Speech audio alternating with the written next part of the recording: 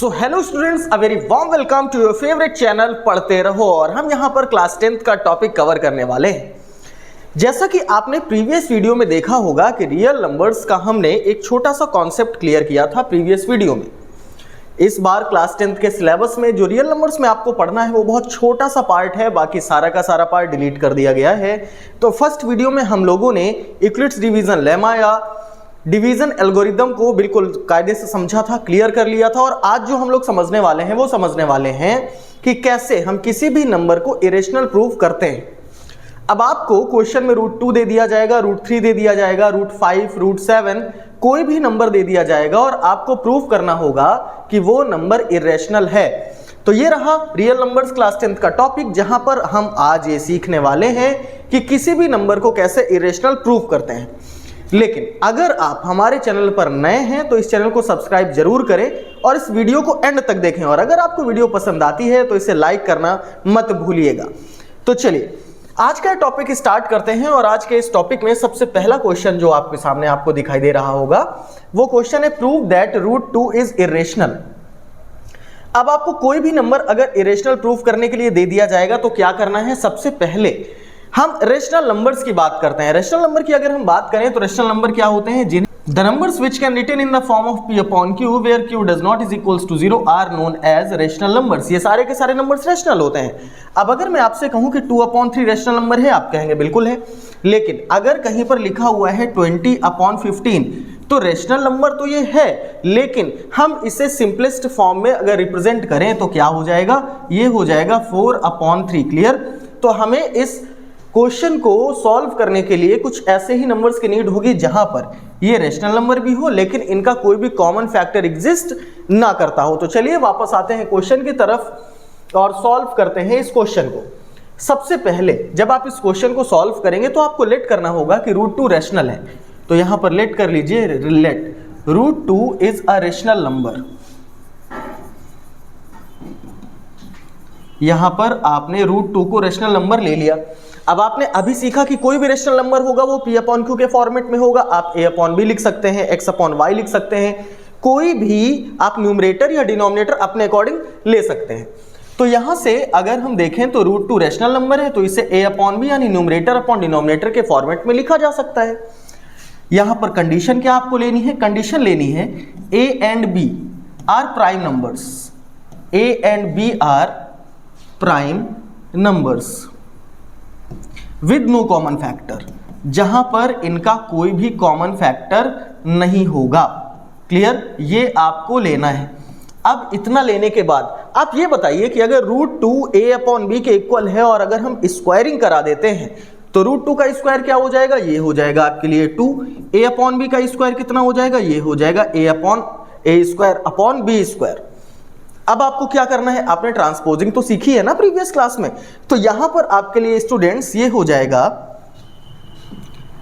b² को LHS में ले आइए, b² को LHS में ले आए और यहां से हो गया a²/2। a²/2 का क्या मतलब है कि ये जो a² है ये 2 से डिविजिबल है। और अगर किसी का स्क्वायर किसी नंबर से डिविजिबल होगा तो वो नंबर भी उससे डिविजिबल होगा। That means a² is divisible by 2। a² is divisible by 2, so we can say that a is also divisible by 2. a is also divisible by 2. अब यहां पर आपको क्या करना है, आपको जो भी नंबर प्रूव करना है, जैसे √2 प्रूव करना है तो आप a की जगह 2 के फॉर्मेट में क्वांटिटी ले लो, a is equals to 2c। √3 होता तो 3c ले लेते, √5 होता तो 5c ले लेते। क्लियर। अब यहां पर आप प्लेस कर दीजिए, यहां पर आप क्या प्लेस करेंगे, place a is equals to 2c। जब आप प्लेस करेंगे तब आपको क्या देखने को मिलेगा, यहां से देखिए ये हो जाएगा b² is equals to 2c²/2। यहां से फर्दर कैलकुलेशन अगर हम देखें तो b² तो b² ही रहेगा, 2c का स्क्वायर ये हो गया आपके लिए 4c²/2। इतनी चीज समझ में आ गई आपको। अब 2 से 4 को कैंसिल कराते हैं, ये आ गया 2c²। और 2 को अगर हम LHS में ट्रांसफर करें तो b²/2 is equals to c²। यहां से क्या मिला, यहां से आपको मिलता है कि b² भी 2 से डिविजिबल है। और यहां पर हमने कॉन्सेप्ट पढ़ा था कि अगर किसी नंबर का स्क्वायर किसी नंबर से डिविजिबल है तो वो नंबर भी डिविजिबल होगा। तो यहां पर हो जाएगा आपके लिए b² is divisible by 2. So we can say that b is also divisible by 2. अब आपने जो इनिशियली कंडीशन में लेट किया था वो क्या लेट किया था, a and b are prime numbers with no common factor, लेकिन यहां पर आप क्या प्रूव करके ला रहे हो कि यहां पर b भी 2 से डिविजिबल है, a भी 2 से डिविजिबल है, मतलब कहीं ना कहीं आपको कॉमन फैक्टर्स मिल रहे हैं। तो जो आपने लेट किया था वो तो गलत हो गया, आपकी एजम्पशन क्या हो गई, गलत हो गई।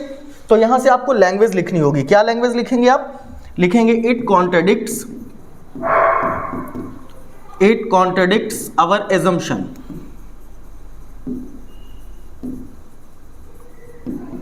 It contradicts our assumption, so we can say that root 2 is an irrational number. Root 2 is an irrational number.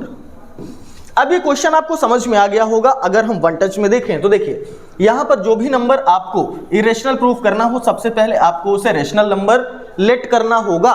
उसके बाद अगर रेशनल नंबर आपने लेट किया है तो उसे न्यूमरेटर अपॉन डिनोमिनेटर के फॉर्मेट में लिख सकते हो, लेकिन यहां से कंडीशन क्या लेनी है कि a एंड b दोनों के दोनों प्राइम नंबर्स होने चाहिए और उनका कोई भी कॉमन फैक्टर नहीं होना चाहिए। उसके बाद जब आपने स्क्वायरिंग कराई तो आपको मिला कि a स्क्वायर तो 2 से डिविजिबल है, दैट मीन्स a भी 2 से डिविजिबल होगा।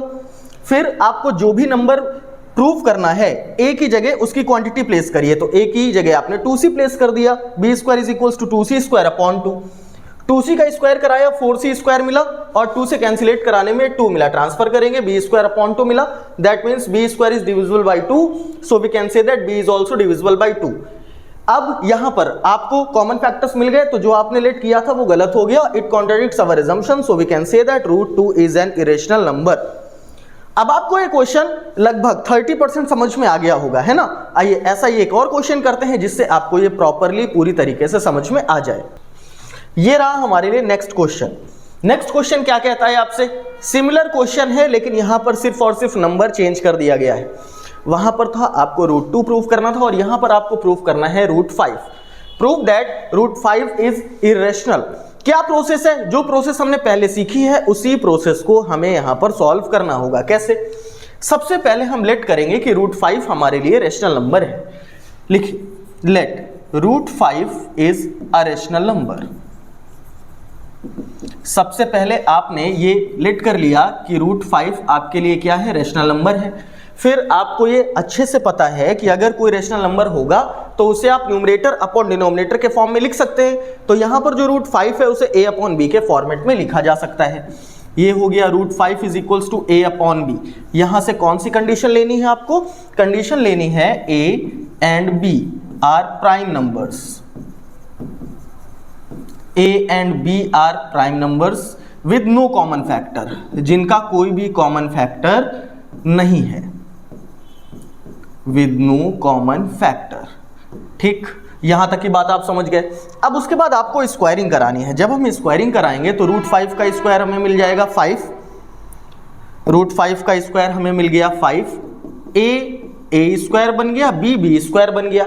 वापस से ट्रांसफर करेंगे, b स्क्वायर को ट्रांसपोज करेंगे LHS में, 5 को ट्रांसपोज करेंगे RHS में, तो ये हो गया a स्क्वायर अपॉन 5। यहां से क्या लिख सकते हैं, यहां से लिख सकते हैं a square is divisible by a square is divisible by 5, so a is also divisible by 5। यहां से आपको ये कंडीशन मिल जाती है। फिर आपको ये समझाया गया कि जो भी नंबर आपको प्रूफ करना है उसे एज ए कोफिशिएंट a के टर्म में रिप्रेजेंट करिए। तो यहां से आप place a is equals to 5c, a की जगह आप क्या प्लेस कर देंगे, 5c प्लेस कर देंगे। क्या मिलेगा, ये मिल जाएगा b square is equals to a की जगह आप 5c प्लेस करेंगे, स्क्वायर लगाएंगे, अपॉन 5 लिखा हुआ है।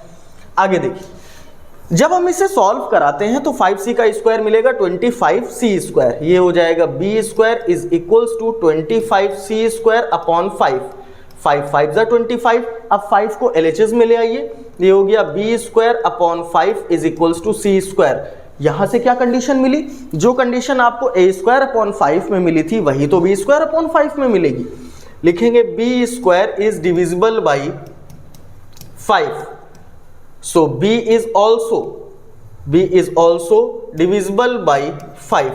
अब वहां पर आपने लेट किया था कि a and b prime numbers हैं, इनका कोई भी कॉमन फैक्टर नहीं है, लेकिन यहां पर आपके लिए a भी 5 से डिविजिबल हो गया, b भी 5 से डिविजिबल हो गया। तो आपने जो एजम्पशन की थी वो तो आपकी गलत हो गई, और एजम्पशन गलत हो गई तो आपको कुछ लैंग्वेज लिखनी होगी। क्या लैंग्वेज लिखनी होगी? लिखेंगे it contradicts our assumption,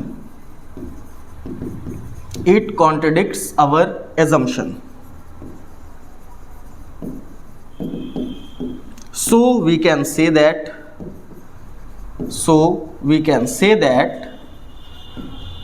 root 5 is an irrational number.